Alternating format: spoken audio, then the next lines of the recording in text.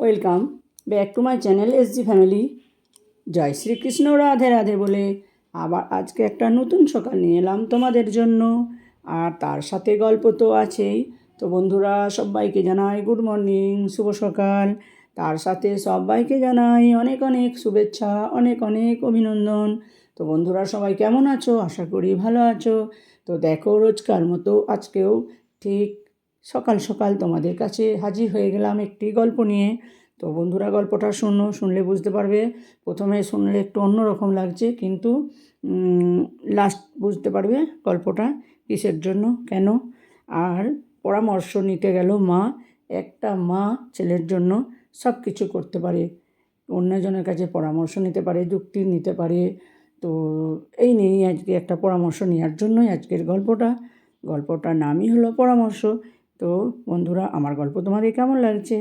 তো আরও ভালো ভালো গল্প পেতে আমার চ্যানেলটিকে সাবস্ক্রাইব করে লাইক কমেন্ট শেয়ার করে পাশে থেকো। আরও ভালো ভালো গল্প আনার জন্য আমাকে সাহায্য করো। তো আমার এই গল্পগুলো ভালো লাগে, তাই আমি তোমাদের কাছে শেয়ার করতে আসি। তোমাদেরও ভালো লাগে, তোমাদেরও ভালো ভালো কমেন্ট পেয়ে আমার ভালো লাগে। আর তোমরাও আমাকে সাপোর্ট করছো, সবাইকে সাপোর্ট করো, ফুল সাপোর্ট করো। তাহলে দেখবে ভালো লাগে, মনে হয় যেন নিজের পরিবার। ইউটিউব পরিবার মানে আমাদের তো একটা নিজেরই পরিবার, তাই না? তো সেখানে সবাইকার আপন হয়ে থাকাটা একান্তই দরকার।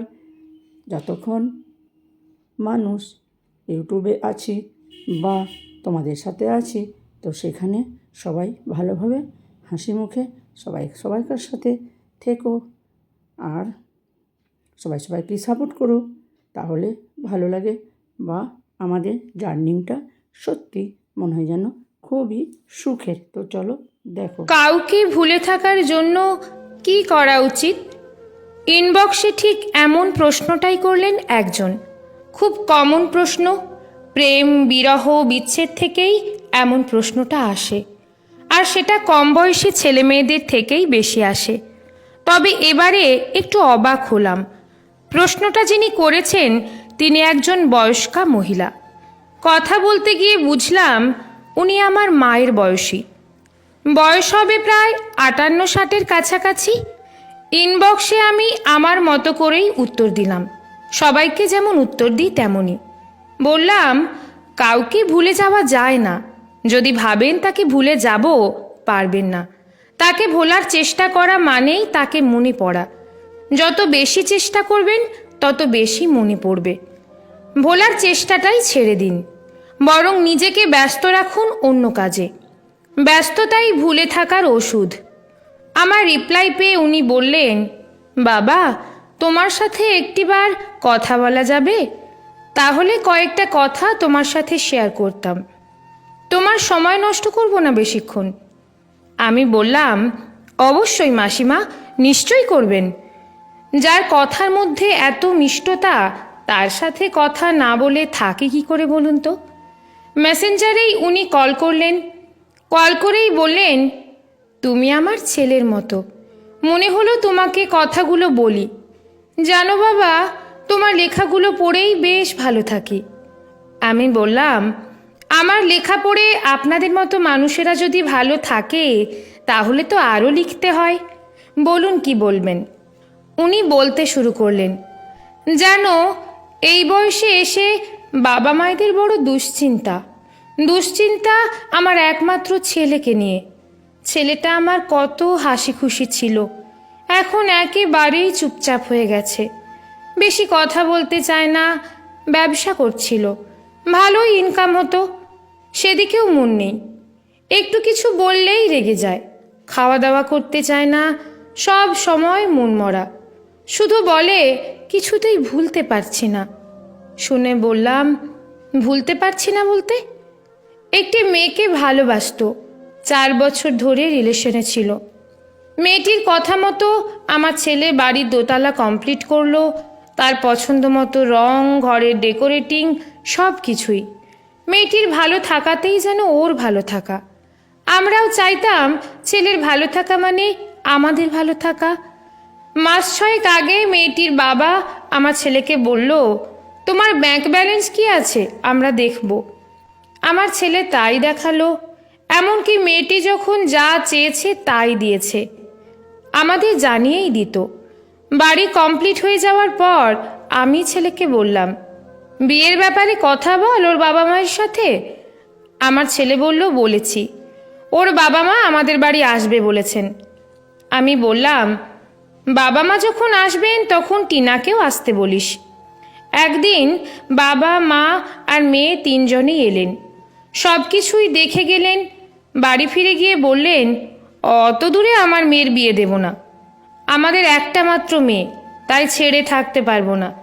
তাছাড়া ছেলে বিজনেস করে, চাকরি করলেও না হয় হতো, ওর কিছু যদি হয়েও যায় তাহলে আমার মেয়ে অন্তত চাকরিটা পেয়ে যেত, কিন্তু চাকরি তো করে না। আমার ছেলে যখন টিনাকে বলল, টিনা বলল, বাবা মা যা ভালো বুঝবে আমি সেটাই করব, আমি মা বাবাকে কষ্ট দিতে পারবো না। ছেলে জিজ্ঞেস করেছিল, তাহলে আমি 4 বছর ধরে যে ভালোবাসলাম? বলল, তোমার কথা ভাবার আমি কে, তার জন্য তোমার বাবা মা আছে। ছেলের মুখে যখন সব শুনলাম, আমি আর তোমার মেসোমশাই দুজনেই গিয়েছিলাম ওদের বাড়িতে। বিশ্বাস করো বাবা, এত অপমানিত হয়েছি বলে বোঝাতে পারবো না। আমি ওর বাবাকে বললাম, আপনার মেয়ের যদি আমাদের বাড়িতে থাকতে অসুবিধা হয় তাহলে আমার ছেলেই আপনার বাড়িতে থাকবে। মেয়ের বাবা মা যদি তাদের মেয়েকে ছেড়ে থাকতে পারে তাহলে ছেলের বাবা মা পারবে না কেন? আমি পারবো আমার ছেলেকে ছেড়ে দিতে, আমার ছেলের ভালো থাকাতেই আমাদের ভালো থাকা। মেয়েটির মা বলে বসলো, ভালোই প্ল্যান করে এসেছেন, ঘর জামাই রাখার ইচ্ছে নেই আমাদের, তাছাড়া লোকে কি বলবে, আমরা বিয়ে দেব না। আমার মেয়ের কোনো ভবিষ্যৎ আছে কি?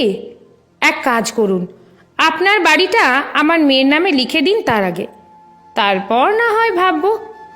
আমি বলেছিলাম, আমার তো একটাই ছেলে, ভবিষ্যতে ওই বাড়ি তো আপনার মেয়েরই, প্লিজ এভাবে বলবেন না। আমার ছেলে আপনার মেয়েকে ভালোবাসে খুব, এইভাবে দূরে সরিয়ে দেবেন না, ছেলেটাকে বাঁচাতে পারবো না। বললেন, সে দায় আমার নয়। ভীষণ অপমানিত হয়ে ফিরে আসি। ছেলেটা একেবারে শেষ হয়ে গেল। একটা 28 বছরের ছেলে যখন চোখের সামনে হাউমাউ করে কাঁদে, তুমি বলো তো বাবা, আমি মা হয়ে কি করে এসব দেখে থাকি? তবুও ছেলের সামনে মনকে শক্ত রাখি, আড়ালে গিয়ে সেই আমিও কাঁদি। ভালোবাসার মানুষকে হারানোর যন্ত্রণা বড় কষ্টের। ওর শুধু একটাই কথা, কিছুতেই ভুলতে পারছি না। বাজারে কোনো ওষুধ আছে কি যেটা খেয়ে ভুলে থাকা যায়? সব কথা শোনার পর আমিও তাই ভাবছিলাম, সত্যি কি ভুলে যাওয়া যায়? সত্যিকারের ভালোবাসাগুলোও ভুলে যাওয়া যায় না বোধহয়। উনি ছেলেকে এতটাই ভালোবাসেন, ছেলের ভালোবাসার জন্য অপমানটাও মুখ বুজে মেনে নিয়েছেন। আর সত্যিই তো, কজন মা বাবা এমন কথা বলতে পারেন বলুন তো? আমার ছেলে আপনার বাড়িতেই থাকবে, ঘরের বউ হওয়াটা ভীষণ গর্বের আজও, ঘর জামাই হওয়াটা বোধহয় অপমানের। যাই হোক, তবুও সেই নীতিকথার মতো কয়েকটি কথা বললাম, ছেলের পাশে থাকুন, হাসি খুশি রাখার চেষ্টা করুন, কাজে ব্যস্ত রাখুন।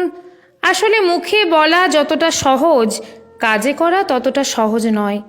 সময় হচ্ছে সব থেকে বড় মলম, আস্তে আস্তে ভুলে যাওয়া যায়, কি জানি পুরোপুরি ভুলে যাওয়া যায় কি না। আর এটাও জানি না সত্যি ভালোবাসলে ছেড়ে যাওয়া যায় কি না।